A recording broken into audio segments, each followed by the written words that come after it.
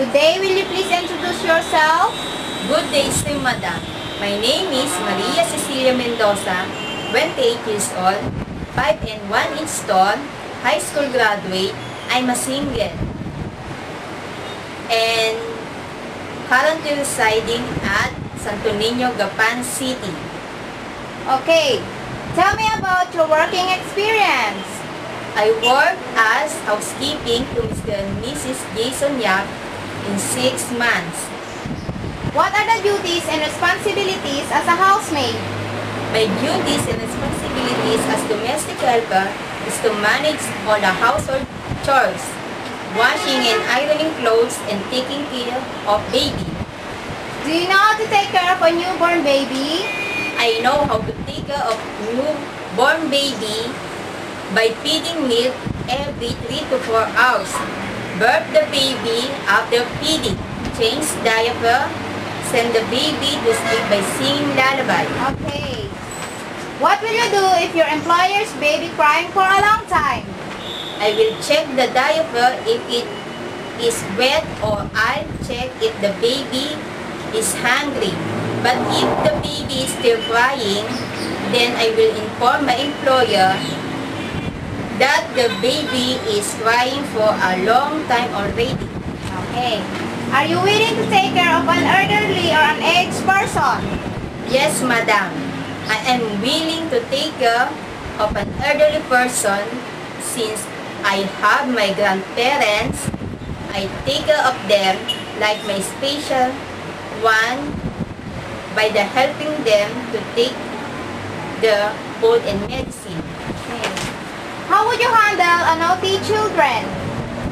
I would handle naughty children by being friendly and playful with them, so I could get the attention.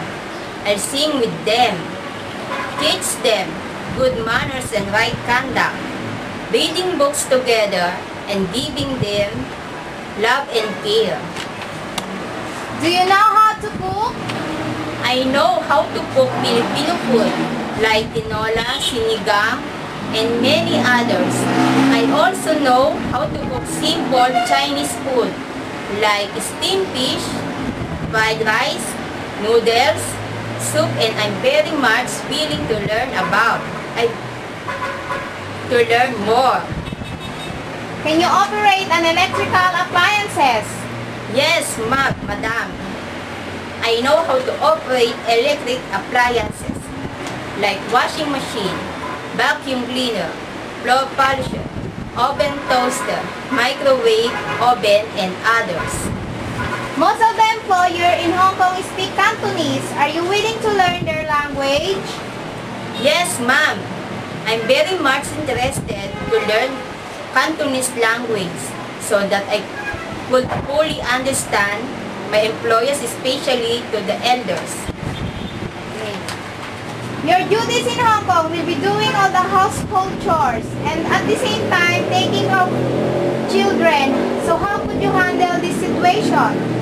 First, I will make sure that the employers' children are in safe place by putting them into the crib or by giving them some toys to play. Then I will continue doing my works. How will you win the trust of your employer? I can win the trust of my employers by doing my best to work hard and by being honest to them, dedicated to my works, and entrusted to them my passport as they entrusted their house and their children. Okay. Why do you want to work in Hong Kong? I want to work in Hong Kong because of a high salary given to the domestic helper, to which I can help and support my family to provide their needs in financial matters. Would you like to say something to your prospective employer?